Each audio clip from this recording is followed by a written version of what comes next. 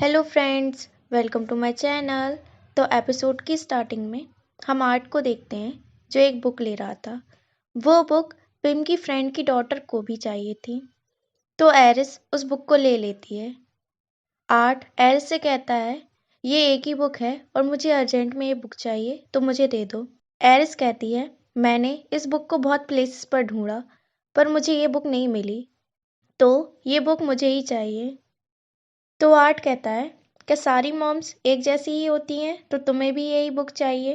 तो एरिस कहती है वो तो मुझे नहीं पता, पर अगर तुम्हें ये बुक चाहिए तो तुम जाके लाइब्रेरी में से ढूंढो। आर्ट कहता है मैं रोज़ लाइब्रेरी जाता हूँ, अगर तुम्हें पढ़ना इतना ही पसंद है तो मैं तुम्हें एक क्लब बताता हूँ, तुम उसे ज्वाइन कर लो।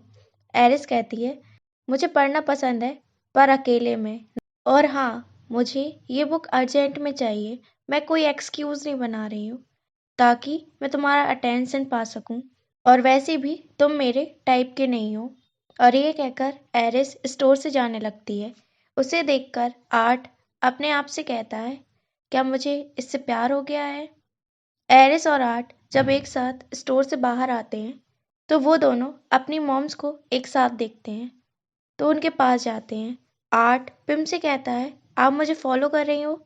पिम कहती है मैं तुम्हें फॉलो नहीं कर रही थी, मैं तो यहाँ अपनी फ्रेंड की डॉटर से मिलने आई थी।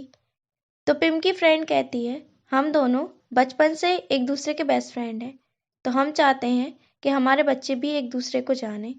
तो एरिस कहती है मुझे आपकी बातों से ऐसा क्यों लग रहा है कि आप हम दोनों की अरेंज मैरिज कराना चाहती हो? तो पिम कहती है नहीं, ऐसा नहीं है, मैंने तुम दोनों के फ़ोन में डेटिंग ऐप देखी तो मुझे लगा कि तुम दोनों को एक दूसरे को एक चांस देना चाहिए।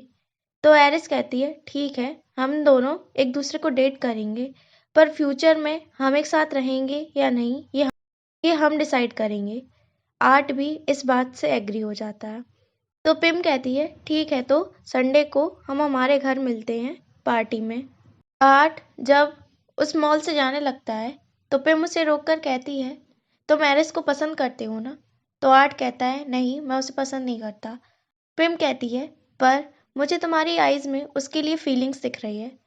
तो आर्ट उसे मना करता है और कहता है आप जिस लड़की को मेरे लिए चूज करूंगी मैं उसे कभी पसंद नहीं करूंगा, मैं कभी भी उस लड़की को अपना पार्टनर नहीं बनने दूंगा। तो पिम कहती है तुम हमेशा मेरी बात मानते थे, ये सब करने के लिए तुम्हारे ब्रदर्स ने तुमसे कहा है ना? तो आर्ट कहता है आप मुझे मेरी लाइफ फ्रीली क्यों नहीं जीने देती? तो पिम कहती है ठीक है, तुम्हें जैसा करना है वैसा करो, मैं अब तुम्हें परेशान नहीं करूंगी और ना अब तुम्हें कंट्रोल करूंगी। और उससे कार की कीज मांगने लगती है। आर्ट कार की कीज देकर वहां से चला जाता है। अब हम व्यू को देखते हैं जो एक कॉमिक स्टोरी लिख रही थी।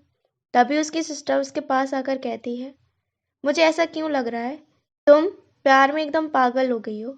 तो व्यू कहती है मैं आर्ट के लिए सीरियस हूँ, मैं उसे बहुत पसंद करती हूँ, मैं जब भी उसे देखती हूँ तो मेरा प्यार और ज़्यादा बढ़ जाता है उसके लिए। अब हम आर्ट को देखते हैं जो स्विमिंग कर रहा था। तभी इट उसके पास आता है और उसे स्विमिंग पूल से बाहर निकालता है। हम आर्ट को एक इनविटेशन कार्ड दिख, तो इट कहता है पार्टी इतनी ग्रैंड दे रही है मॉम। तभी आर्ट व्यू की इंस्टाग्राम प्रोफाइल देखता है और कुछ सोचते हुए कहता है तुम दोनों ने कहा था तुम दोनों मेरा सपोर्ट करोगे जब तक मैं मॉम से जीत नहीं जाता, तो क्या मुझे मेरी पहली पेमेंट मिल सकती है?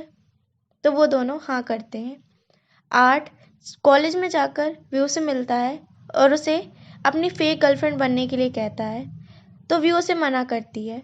तो आर्ट कहता है अगर तुम मेरे साथ अनकंफर्टेबल हुई तो मुझे बता देना, मैं बस अपनी मॉम को परेशान करने के लिए तुम्हें मेरी फेक गर्लफ्रेंड बनने के लिए बोल रहा हूँ, और मैं इसके लिए तुम्हें पे भी करूँगा। तो व्यू उसे हाँ कर देती है। तो आर्ट कहता है संडे को मेरे घर पार्टी में आ जाना, और ये कहकर आर्ट वहाँ से चला जाता है। तो व्यू की सिस्टर उससे कहती है तुमने उसे फेक गर्लफ्रेंड बनने के लिए क्यों एग्री किया? तो व्यू कहती है शायद यही डेस्टिनी है, इस वजह से उसने मुझ पर ध्यान तो दिया। संडे को पिम के घर पार्टी होती है।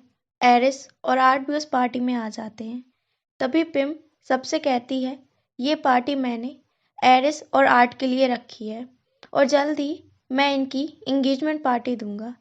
ये सुनकर एरिस और आर्ट दोनों ही शॉक्ड हो जाते हैं।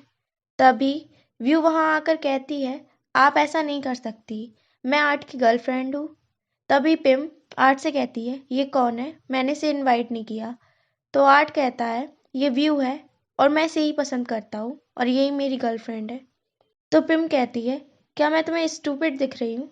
ये सब बस तुमने मुझे परेशान करने के लिए किया है। तभी आर्ट का फ्रेंड वैम भी वहाँ आ जाता है। तो वैम आर्ट से पूछता है, ये पार्टी किस लिए हो रही है?